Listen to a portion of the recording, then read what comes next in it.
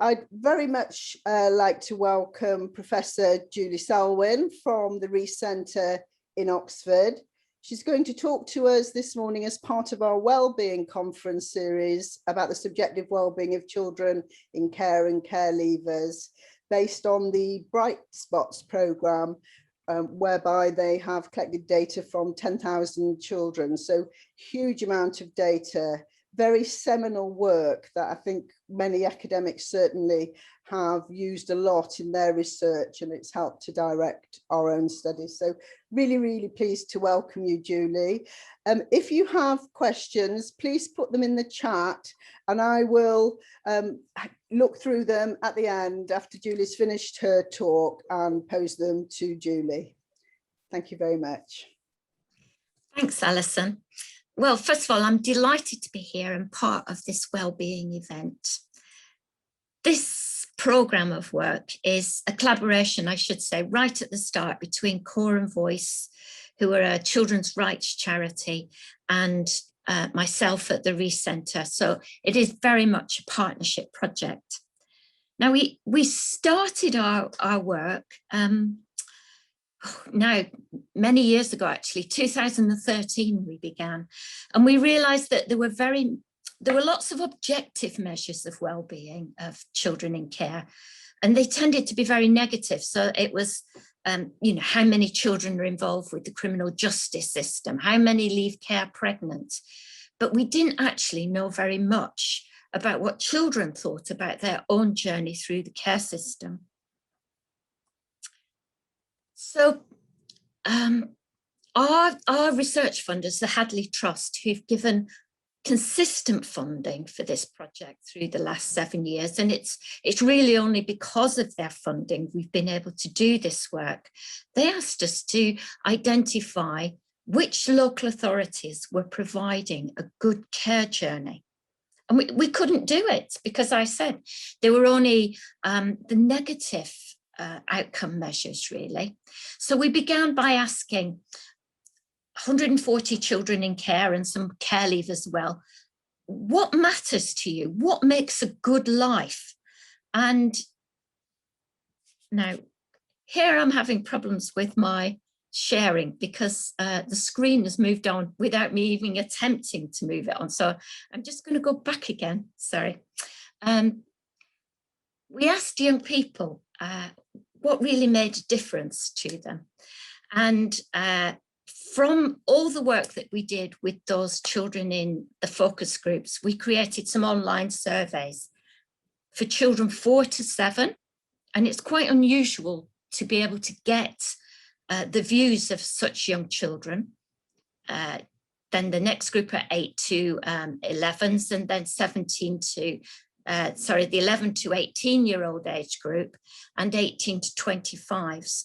And these surveys also contain questions that are comparable with the general population, and it allows local authorities who do the surveys more than once to be able to see how they progress over the years and to benchmark against other local authorities.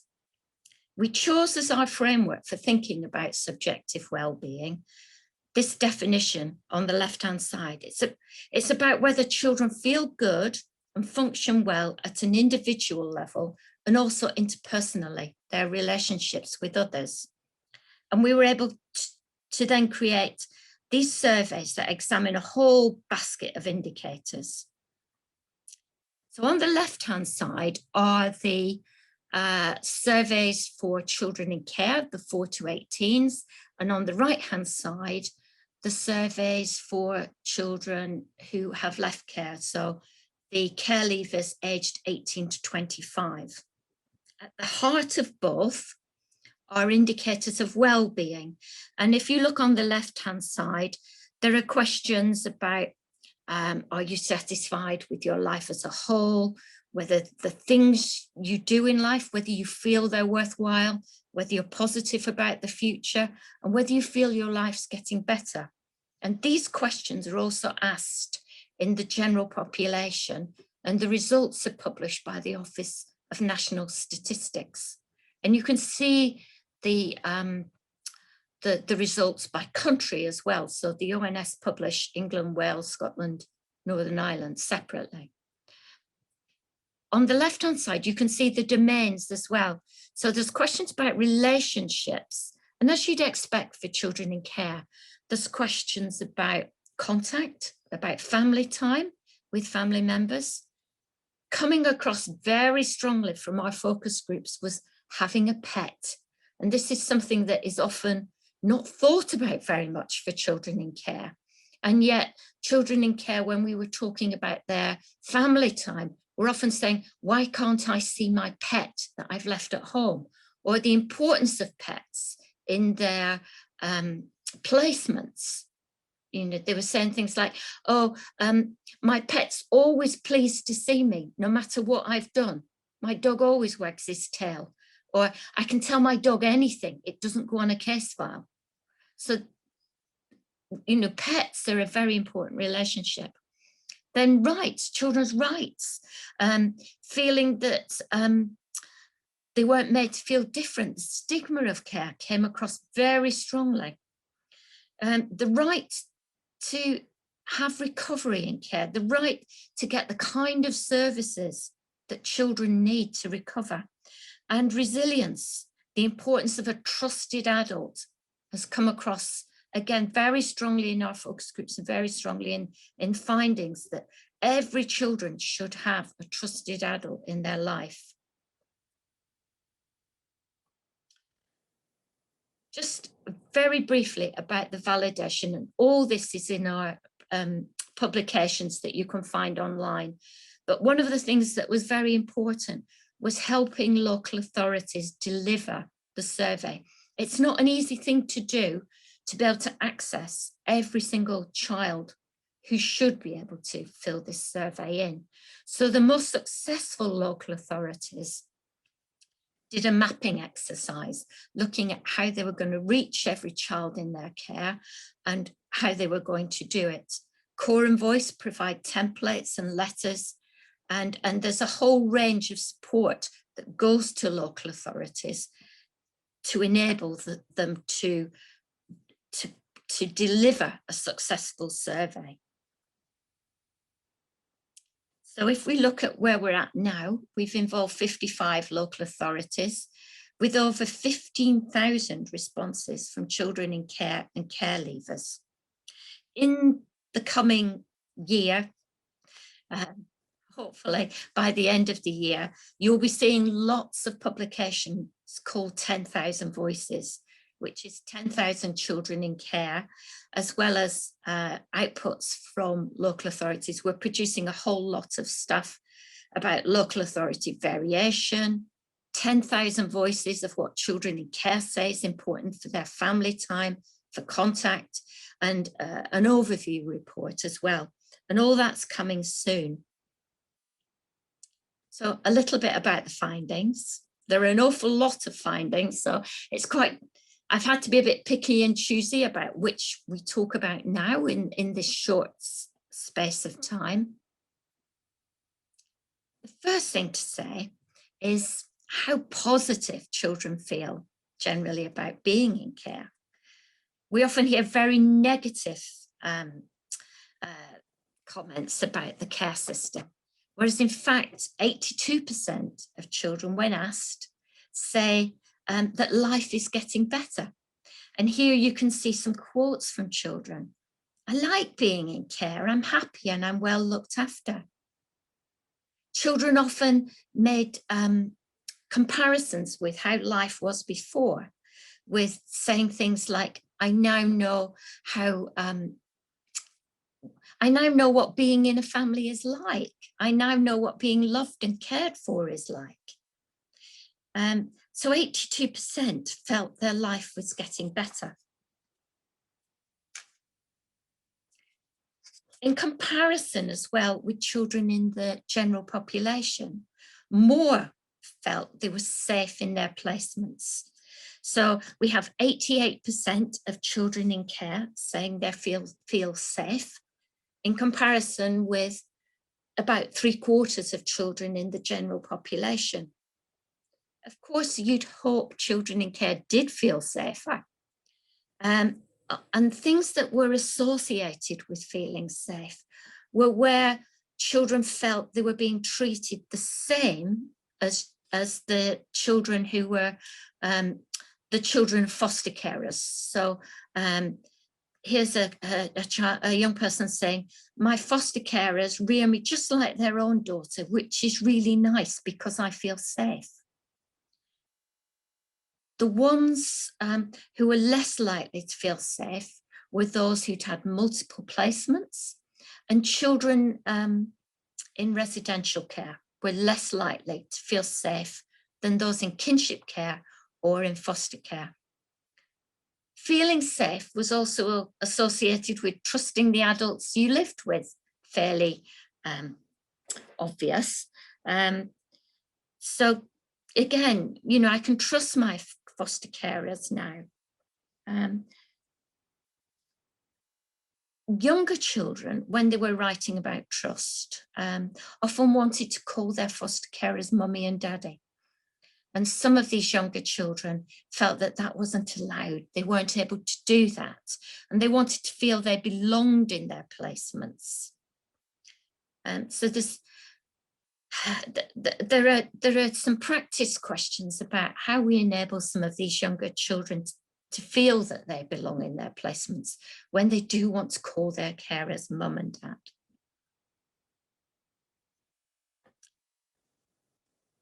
Many children also like school. We focus often on poorer educational results for children in care. But when you ask children, do you like school? Yes, the majority did. And just as many like school as children in the general population.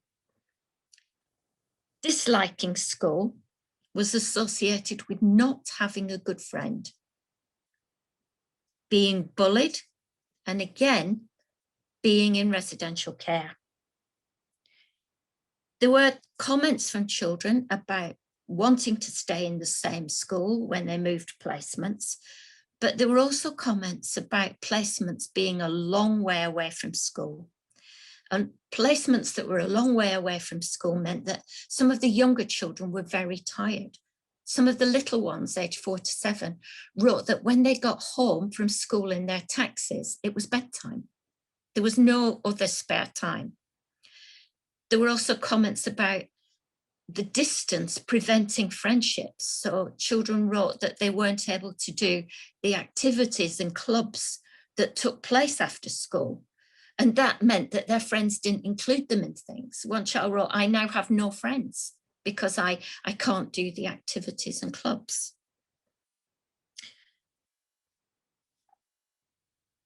We also asked whether the people who were caring for them were interested in what they did in school and college.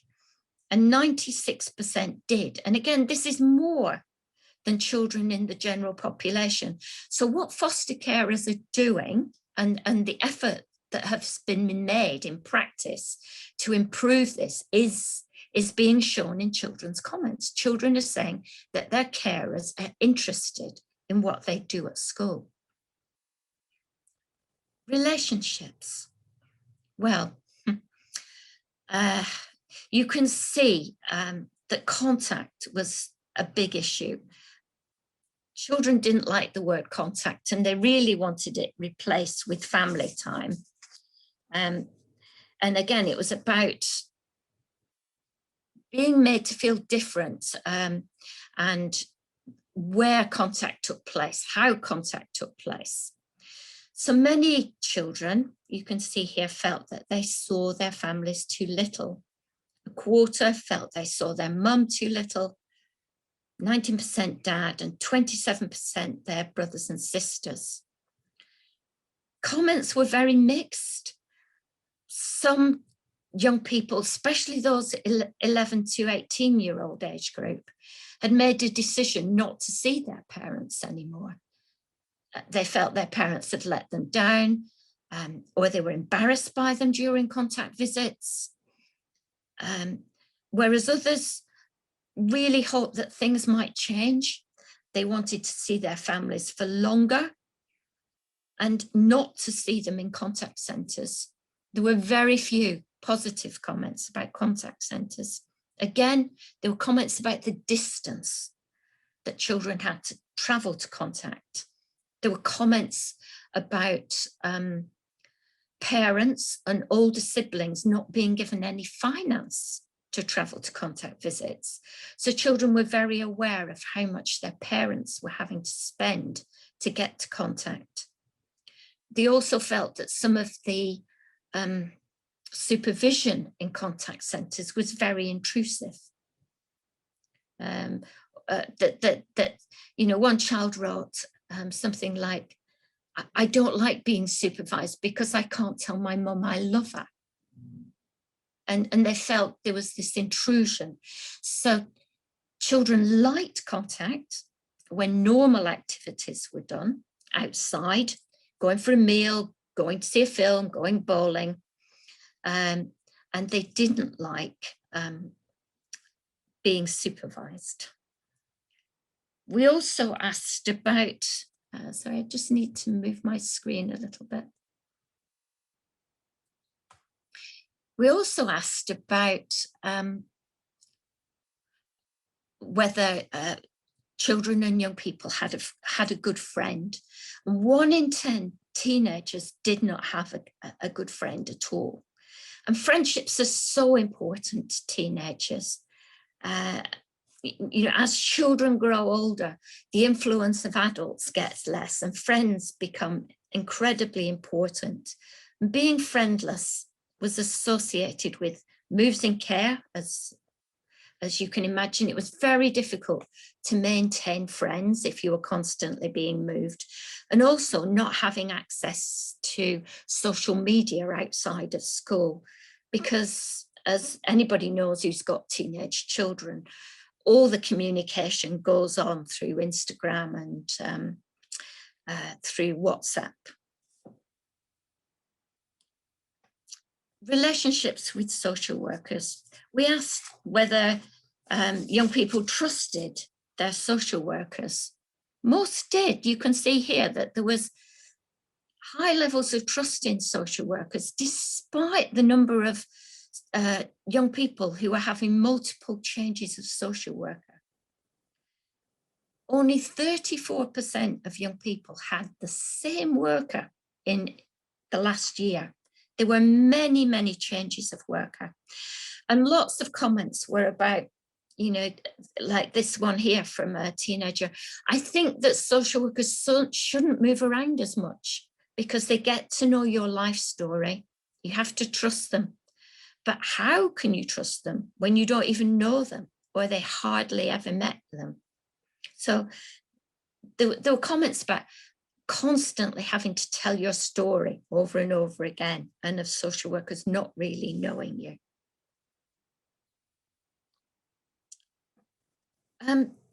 This was quite surprising to us, but it keeps getting repeated constantly through the surveys. We asked, do you understand why you're in care? Less than half of the 4 to 7-year-olds really understood why they were in care. And children wrote things, you know, why am I in foster care? Why do I have a social worker? I don't understand. And even 82% of the 11 to 18-year-olds understood, but not fully. So here's a young person saying, I'd like someone to talk to about my feelings and tell me about my past. I'd like to see a picture of my dad so he knows, so I know what he looks like. I'd like to see a picture of me as a baby. I've never seen a picture of me. I have lots of questions that no one answers. Now, one of the important things is that this lack of knowledge of why children were in care was associated with low well-being, but also associated with lack of friendships. We don't really understand why, but you know, I'd guess that it made it very difficult for young people to have a good friend if they couldn't explain why they were in care, because friends would ask, you know, why are you in care? What are the reasons? And if young people didn't really have a good understanding, it might be easier to avoid those sorts of questions. Now, when we looked at well-being, and here you can see that most children had moderate to high well-being. And here's a little one, a 47-year-old with moderate to high well-being, saying, I'd like to know for absolutely certain I will stay with mummy, foster carer. I love her and she loves me. So many of the younger children really wanted to know what was going to happen to them, what was the plan, and were they going to be able to stay. An 8 to 11-year-old was more interested in what the food was. So when asked what would they'd like to change about being cared, they'd say, I wouldn't change anything except not having to eat avocados and courgettes. Many children talked about food, both in a positive way, about the wonderful food that they were now getting, but also avocados and courgettes were definitely on the hate list. Here's an 11 to 18-year-old about saying being in care is the best thing that's ever happened to me. So many amazing opportunities have opened. My attendance is significantly improved at school. I have so much support around me. I am very happy. Now, when we looked at low well-being, it was associated with, for the little ones, not understanding why they were in care. Many of them didn't even know who their social worker is. And the little ones said the social worker changed so often, I can't remember their names. They felt unsettled. They didn't trust their carers, and they felt that their carers didn't notice their feelings. The little ones talked a lot about not liking shouting. So they'd say things like, they'd write things like, just tell me when I've been naughty, don't shout. And not having a good friend.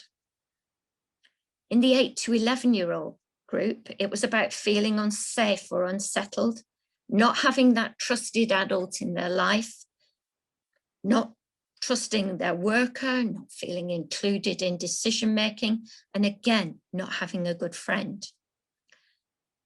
18% of young people aged 11 to 18 seem to have low well-being. That compares with about 7% in the general population. Something that we haven't really considered in our looked after reviews and in our care planning is feelings about appearance, but this came across really strongly from our 11 to 18-year-olds, that they really disliked how they felt about their appearance. Not being given opportunities to be trusted, so they felt they didn't get a second chance if they made a mistake. They weren't trusted to use social media. They weren't trusted to go out with friends. They disliked their bedrooms. This was a group who sometimes felt unsafe in their placements. Again, they didn't have a trusted adult. They felt either excluded from decision-making or not listened to. So they may have voiced their opinion, but it was ignored. They disliked school. They were bullied at school, often because of their care status, and they felt they weren't taught life skills. Now, what we also saw from our surveys, just thinking now about the care leavers, is a huge drop-off. It was like a cliff from what had happened in the care while they were looked after to becoming a care leaver. So there's a big drop in, for example, happiness, in feeling safe where they lived, and in feeling settled. You can see on the right-hand side of this slide how much the differences in satisfaction with these questions that we ask in all our surveys. And it struck me very strongly that we were seeing almost a squandering of the capacity that had been built while children were in care to when they were care leavers.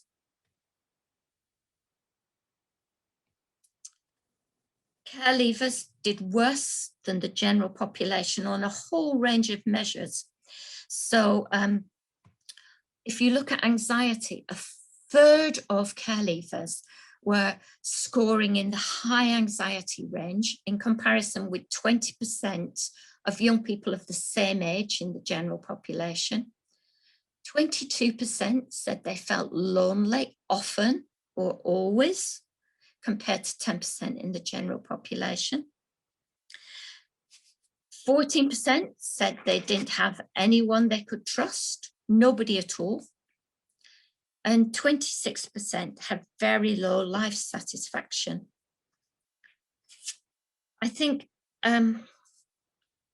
it's important to say that when we were looking at this question about loneliness, it wasn't just the 22% who were lonely often or always.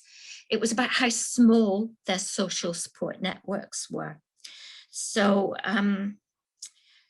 only about 55% said they got support from friends, and only 1 in 10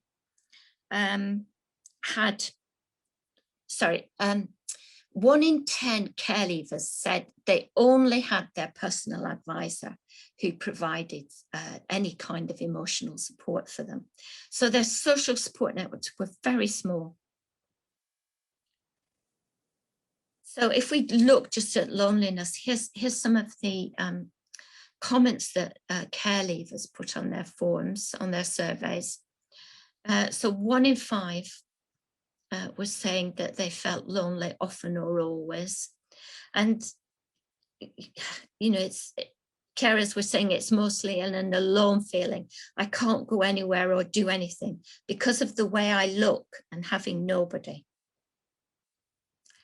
One of the groups, we often talk about care leavers as they're a homogenous group, and obviously they're not. And within the care leavers, those who say they have a disability or long-term health problem were particularly vulnerable. They had lower well-being and were lonely, and they were also less likely to have any kind of goals and plans for the future. They were very pessimistic about their lives. And 24% of care leavers said they had a disability or long-term health problem.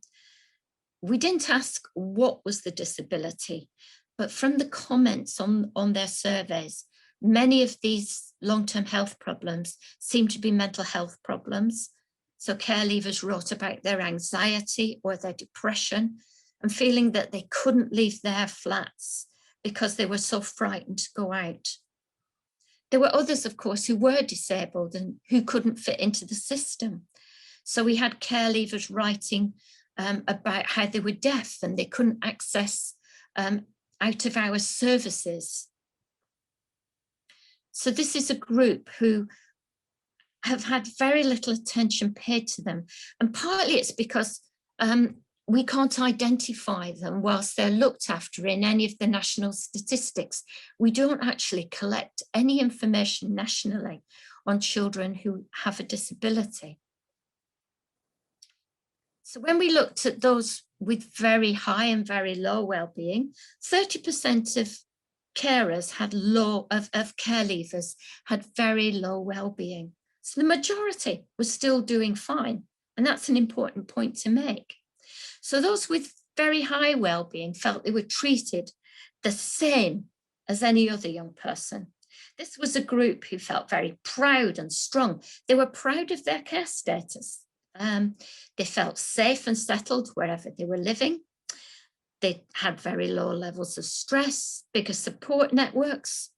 They often had a partner, and their support networks often included their partners' families. So they'd kind of made a new family and they felt optimistic about their future. On the opposite side were those who struggled to cope financially. They were very pessimistic. They didn't feel proud, excited, or strong. They hid their care status often. They felt unsettled.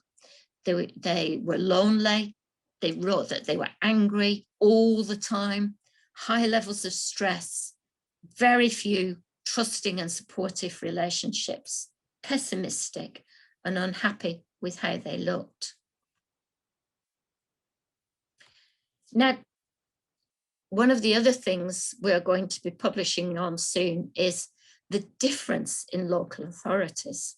So if you look here at the percentage of care leavers with low well-being, in the best performing local authority, 14% of care leavers had low well-being, whereas in the worst performing local authority, 44% did. So there is something happening in practice here that changes whether care leavers feel positive about their futures. If you look at accommodation, again, the percentage of care leavers who feel safe in their home, in the best performing local authorities, 79% felt good about where they were living and felt safe, compared with only half in another. I think one of the really key things as well about our leaving care surveys has been the really positive comments in the majority of cases about personal advisors. And they are an underrated and under-acknowledged group. Care leavers reported very high levels of trust in them, compared to social worker turnover. Personal advisors, the turnover was much, much lower. Kept the same worker in the same month, 60% of care leavers, compared to just about a third of children in care. It's a group who really we could take more advantage of and use their skills and support care leavers more. These are the kind of things care leavers were writing about their PAs. She's amazing, always goes above and beyond for you, always makes sure you're okay and lets you know she's around.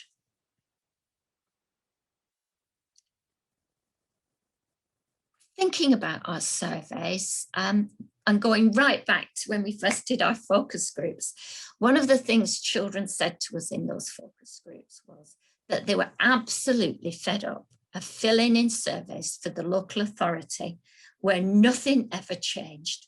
They said, what's the point of filling in questionnaires when nothing changes? So one of the things, again, we've been interested in is, has filling in the bright spot surveys made any difference to children's lives? Has it affected the way services are being delivered in the local authorities that have taken part? I think one of the things we've done is go and talk to children in care councils, talk to social workers in local authorities and to social work managers about the impact of the surveys. One of the things they've told us about is the power of the collective voice. So here's a principal social worker from a local authority talking about what happened when children responded to the survey with comments that they weren't allowed to invite their friends back for tea to their foster carers. Sorry, my thing's jumping again. So here she says, social workers have been complaining that foster carers often don't invite kids home for tea. It all gets dealt with individually. There's always a reason why inviting friends round can't happen. Bright Spots has helped us to say to foster carers, you will be promoting, supporting, enabling friendships. This is what we expect. From a strategic perspective, it allows you to go back to the problem. This is what children say. This is what we're doing. Children in care councils said it gave them more authority because of the weight of evidence from the surveys. And I just wanted to give you some examples of what local authorities have been doing. So here's the Isle of Wight. So the Isle of Wight were concerned that some of their children said they didn't have access to nature and hobbies, because we know that access to green spaces is really good for your mental health. So with the local community, they created a community allotment. So this allotment, the actual space itself was donated for free by the local authority. Plants and some of the skills came from people in the local community. They've raised the beds so that young people with disabilities can access the community allotments, and it's a place where children in care and care leavers can meet. They learn skills in gardening. The food that they grow, they take back and to participation groups and groups for care leavers, and they use it in cookery sessions. The local authority offers an award in horticulture. Coming next, so this community allotment isn't just static, there are all kinds of ideas about how else it might be developed. There's going to be a therapeutic mental health group that's held on the allotment. They've built a shed where young people can go to learn how to make things from bits of woods and pallets. So the community allotment is becoming a focus. So that's one idea. All done for very little cost. In Coventry, one of the things in the survey care leavers stressed was the importance of having leaving care workers who were very easy to get hold of. So Coventry have invested in the use of social media. So the PAs use a WhatsApp, Instagram, there's a Facebook page, and a care leaver apprentice has developed social media links. So it's active encouragement to use social media. The ethos is about PAs being active, so checking in with care leavers about their feeling, how they're feeling. The PAs have a purchase card, so they can go off and buy a coffee or a meal or a gift to celebrate success for care leavers. And we're seeing a big jump in Coventry's scores for whether care leavers felt it's easy to get in touch with their leaving care workers.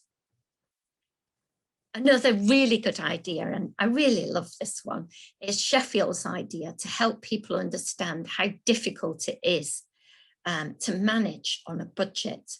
So this was a challenge, and they said to staff working in social care and to corporate parents and to their director of children's services, can you manage on £24 for 5 days and share your progress through social media? So again, a site was set up where people could share how they were managing. There were recipes put online of cheap ways of cooking. So 90 people took part, including the director. It gained a lot of local press attention. It raised the profile of care leavers in a positive way. And there were lots of new ideas that came forward about what could be done to help young people manage their finances, and what more could be done in ways to make it easier. So, for example, working with water companies to try and reduce the costs of their bills. Here's another one from Hampshire and Isle of Wight about involving young people in commissioning their own living accommodation. So young people were brought in to actually get involved in the commissioning process of what kinds of questions people who were tendering to supply accommodation should be asked, and young people helped score the applications. So to find out more, there's so much I could talk about, but I also want to leave space for questions. So here's our care leaver report. Cora and Voisin, I have also been developing this practice bank. So here's a link to the bank where there's lots and lots of examples of ways that local authorities have used the Bright Spots findings to make changes to practice. So I'll stop there so we've got time for questions. Thank you very much. Thank you very much, Julie. That was fantastic. Really, really interesting. So we've got a list of questions here. First of all, the first one from Alison Lewis is, were all the local authorities only in England, Julie, or were they some in Wales as well? Oh gosh, I should have said that at the beginning. Yes, they were definitely in Wales. Yes, we had a selection in Wales too. Great, thank you. Next question is from Alex Clapson. Given the ever-changing social workers, have you got any view about how we might remedy this?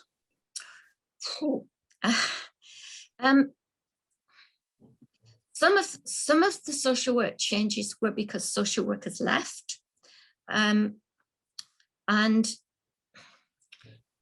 so many bits to this. There's young people who were never told that their social workers were leaving. There was a young person who rang up and was told over the phone that his social worker had died. And nobody had ever bothered to tell him. So there were issues about how young people were told when a social worker was leaving and why they were leaving. So some young people felt it was their own fault. You know, some wrote things like, "My social worker's afraid of me. That's why she's left." So there were things about that, but there were also, and why social workers leave is a much bigger question about having good supervision, feeling supported, team culture, having reasonable workloads, opportunities for training. You know, there's a whole range of things that we need to do around that. But social workers were also changing because of administrative changes. So children were moving through a system. It wasn't based on a child's relationship. So we had, this is very rare nowadays, but we had a young person who'd had the same social worker ever since they'd entered care. And they loved that social worker. The young person wrote, "She's special, I love her." But because the young person was leaving care, another social worker had to take over. Now, do we really need to do this? Can we begin to prioritize relationships rather than functional things like moving from intake teams or entry to care teams to assessment teams to looked after care teams to permanency teams? I'd throw the question back to you and say, what do you think? Okay, well, I think we can all ponder on that. I mean, I often wonder if when social workers first graduate, they always feel they need to cut their teeth in children's services. And I wonder if that doesn't actually perpetuate the problem. But yeah, we can mull that over. The next question is from Sue James. What role might education perform in supporting the children to understand why they're in care? Well, that's a tricky question because I'm not sure teachers always do understand. The person who has the information is the social worker. Teachers can do lots of things. If you look at some of our practice bank, there are examples of teachers doing quite a lot to reduce the stigma of children of being in care. So working with children on assemblies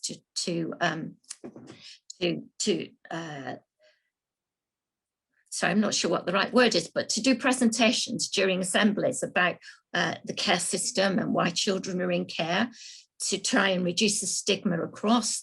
They changed some of the pet forms, personal education plans, to ask about trusted adults and having a trusted adult in the school. But the work on understanding why you're in care, I think, is a social work task. Maybe other people disagree. Okay, thank you, Julie. There's a question from Kirk Hawksworth. I don't know if in your data whether you were able to tell which children were in private or charitable fostering organisations as opposed to the local authority, and whether there were any differences, and you weren't able to. No, we couldn't, because it's always interesting what children understand about where they're living. So we've had local authorities ask us, can you tell us the difference between those who were placed out of area and those who were placed in area? Children don't know whether they're placed in or out of area, especially if they're the London boroughs and the boundaries are very close to one another. They don't know. It was quite obvious as well that some of the children in kinship care didn't realise they were in care when they responded to surveys. They wrote, "I'm not in care." Okay, thank you. So we Sorry. differentiate. Yeah, because we're asking for children's views, and we want the other thing to say is we try and arrange for children to fill out our surveys in a neutral space. So sometimes they're done in schools with trusted adults, and in a way that doesn't single them out. So when they might be having some time with a learning mentor or doing something, they only take 10 minutes to fill in anyway, so it's very quick. Or sometimes they're done before before a care review with the IRO, but we don't want them done with the social worker, and we don't want them done with the foster carer, because so many questions are about those relationships. So we're asking children to fill in details that, for example, we found that children under 11 didn't understand any questions about ethnicity. So, they have to be filled in by an adult. Okay, thank you, Julie. Someone's asked, will you be issuing guidance from what you've learned from the high-performing local authorities to offer practical fixes, in inverted commas, to other local authorities? That again is a difficult one, because the context in local authorities is so different. The populations within local authorities are different. If you've got a high number of unaccompanied asylum seeking young people, for example, the issues for that group are very different. I think one of the things we're trying to get across is that young people in care are not an homogenous group. There are different needs and different issues within the group. Our practice bank provides lots now of good examples of what local authorities can do, and local authorities are picking up on those examples and trying to implement them in their own. We're beginning to see a change in language across local authorities. So more and more are getting rid of the word contact and talking about family time. More and more local authorities are picking up this concept of having a trusted adult and building it into all their policy documents and asking about it in reviews. So we are seeing changes, but it does differ by local authority context. And what works in one local authority may not work in another. Okay, thank you. Another question, what future directions do you hope to take this research in? What other gaps in research do you hope to fill or hope that you might be able to fill? That's from Alison Inku.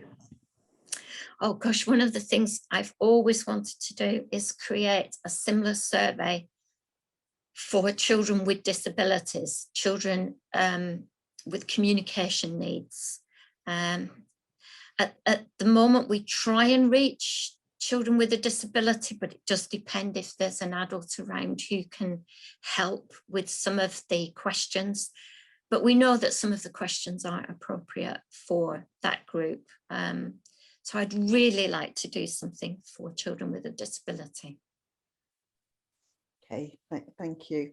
I think those are the questions in the chat. I mean, I really wanted to ask you about pets. You started with pets, and I did a study many years ago which found pets being really, really important. So I wondered if you had any thoughts about implications for practice, which is quite a difficult thing to suggest in relation to pets. I know.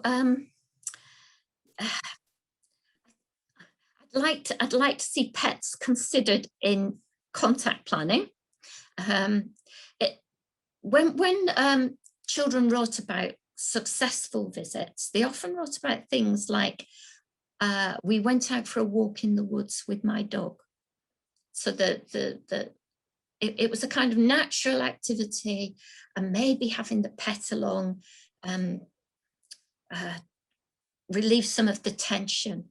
I think particularly when contact is infrequent, there are high expectations on all sides, and young children wrote about having butterflies in their tummies before contact started, and feeling very anxious, and also being aware of the anxiety of the adults. And I think pets can, they're a way that, I don't know, people can communicate through pets, can't they? And it relieves some of that tension. I know some residential units are trying to bring in pets and have a pet in the residential unit. I think that's a good thing. And I think there's also a link with access to green spaces. Again, it's something that, I don't know, maybe it's not as felt as strongly in Wales because there is such more open space. But certainly in England, children wrote about how risk averse some social workers were, so that they weren't allowed to climb trees, for example. Now I know well, my sons are grown up now, but I know when they were little, they would have gone crazy if I hadn't allowed them to climb trees. They'd see a tree, they want to climb it. So there were things of risk about not climbing trees, about only being allowed to paddle up to your ankles in the sea, because it was too risky to go in any further. So all the kind of exploring the natural environment, which we are learning more and more about, especially during COVID, about the importance of our links with the natural world for our mental health. We need to think about more, and there's a kind of connection between the pets, the natural world, and children being allowed to do the same thing as any other child. Yeah, I mean, my sense is that people are very risk averse around pets rather than seeing them as a strength or as an opportunity. Very, yeah. So we've got another, I mustn't take another question from Sue James. How do we improve the collaboration between social workers and teachers? I don't know. And my research can't answer that. That is a very different question. And there are other people doing much better research on that than me. I'm sorry, Sue. Well, I was just thinking in terms of, what you were just saying about contact centres. Have you, is there any thoughts or guidance on the use of contact centres or their appropriateness or what we could do to improve? Well, to be controversial, why do we need them? I was a social worker many years ago, and it was extremely rare for contact to be held in a contact centre. They were usually held in foster carers' homes. And are parents so much more dangerous now? Or, why have we created this industry of contact centres? Maybe that's a very controversial view. I wonder why we need them. Okay, thanks. Yeah, I would agree with you. And I don't know if there are any final questions for Julie. Otherwise, we're 5-2, so we're in good time. If you want to just add a final question, just pop it in the chat. Thank you. No one's put anything in yet, Julie, but thank you very much. There were so many questions we could have asked because it's huge topic, but great that you've got the practice examples and the practice. I think that will be really interesting, and I'll certainly share those with student social workers. Oh, there's a final question here from Anne Crowley. Is this something we should expect our governments to do annually, this type of survey? You've got to be committed as the local authority to do it well. I wouldn't want local authorities to just sign up because it's kind of the thing to do when they think they're getting young people's views. They've got to be committed to doing it and hearing children's responses. It's a challenging thing to do. But some local authorities in Wales are signed up for doing it. They are, and they're currently doing it at the moment. Right. It can be hard to hear what children say sometimes. Absolutely. Yeah, there were lots of people saying thank you so much. It was really interesting, really engaging, and really well paced as well, Julie. The event has been recorded and it will be available on our YouTube channel, so lots of other people will be able to access it afterwards. So thank you very, very much to everybody who's attended, and particularly to Julie for giving such an interesting talk this morning. I think we've all got lots of food for thought and lots of implications for practice, which is great. So thanks, Alison. Thank you. And thank you everybody for joining.